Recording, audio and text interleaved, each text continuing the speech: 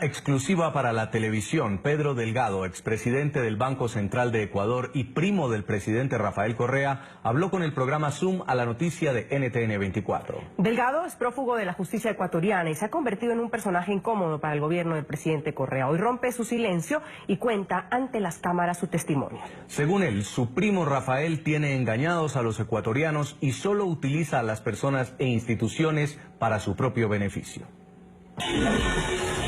Hay que decirle no solo al Ecuador, sino a América Latina, ¿cómo es que el primo, es decir usted, el hermano, Fabricio Correa, gente cercana a él, por ejemplo, el que fue Alberto Acosta, su mano derecha, el presidente de la Asamblea Constituyente, ¿por qué tanta gente cercana al presidente Correa termina enemistada con él?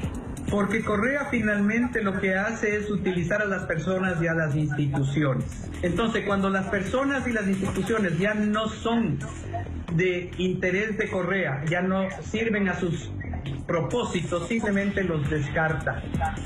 Entonces, él lo que utiliza y ha utilizado a la Revolución Ciudadana y engañó a todos, es para crear una imagen de salvador de la patria, pero que en la práctica lo único que ha sido es el usufructo del poder para su beneficio y de sus allegados. Recordemos que la justicia ecuatoriana condenó a Delgado a 8 años de prisión por un delito de malversación de fondos públicos relativo a la concesión irregular de un crédito de $800.000 a un ciudadano argentino en el 2011.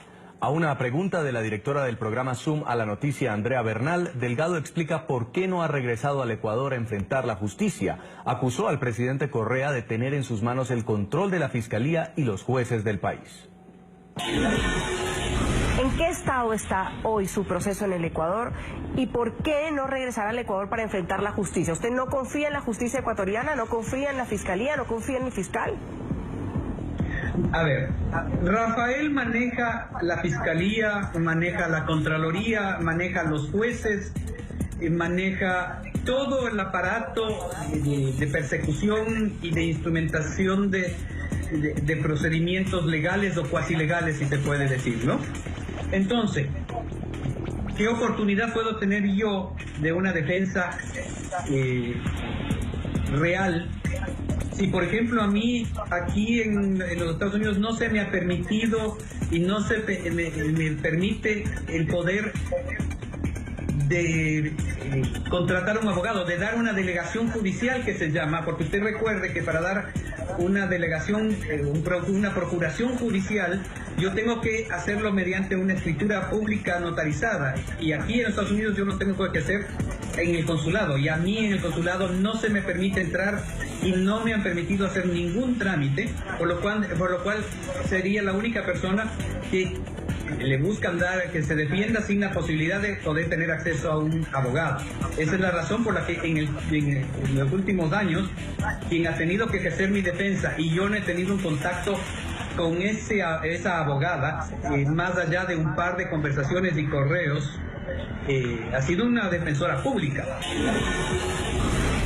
Delgado también se refirió al escándalo en el que estuvo involucrado en el 2012 por haber dicho que tenía un título universitario de economista que resultó ser falso.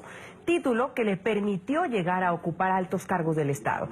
En ese entonces, tras reconocer la infracción, Delgado renunció a su cargo y salió del país. En la entrevista, Delgado asegura que nunca huyó, según él, porque no había perdido el respaldo del presidente Correa. Denunció que tras los hechos, en una reunión en el Palacio de Carondelet con el círculo cercano a Correa, se acordó que él presentaría su dimisión y luego regresaría al país bajo ciertas condiciones. ¿Cuál es esa verdad, señor Delgado? Porque bien lo dice usted, hace 4 años y medio usted salió del Ecuador. Todos recordamos a ese presidente Rafael Correa en una sabatina decir que usted iba a regresar, que se había ido a la fiesta de su hijo en Miami, que iba a enfrentar la justicia.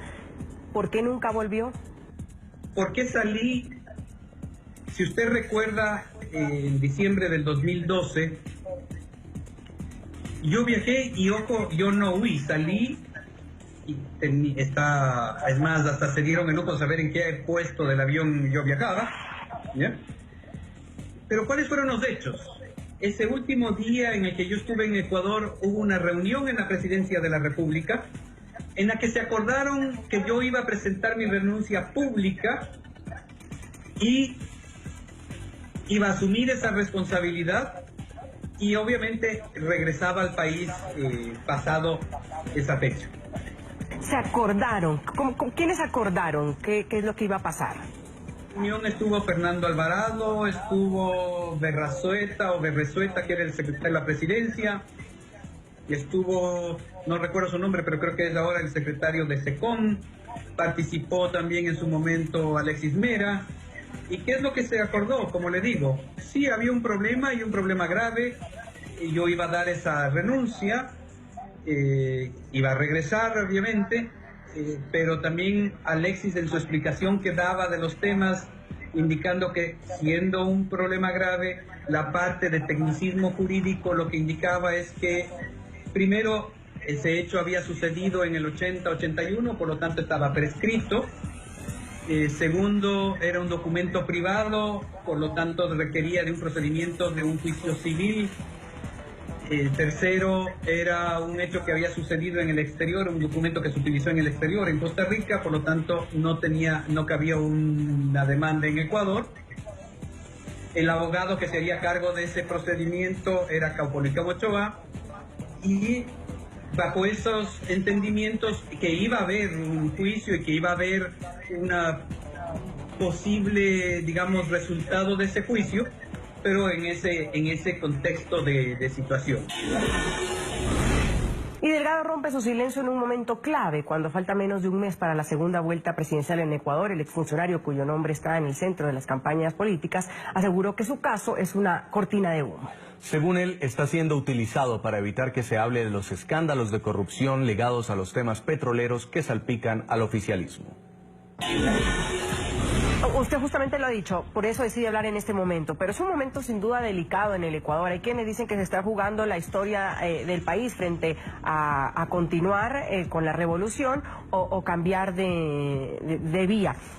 Hacerlo en elecciones, ¿cree usted que va a golpear a la candidatura del señor Moreno y del señor Glass? A Rafael y a Glass les comienzan a demostrar, porque ahí sí hay demostraciones aparentemente de documentos de los temas petroleros, y en vez de tratar de explicar el tema petrolero, Rafael utiliza mi nombre para que no tiene nada que ver con el tema petrolero, y además se mete con mi hija, y por eso es lo que está pasando, ¿no?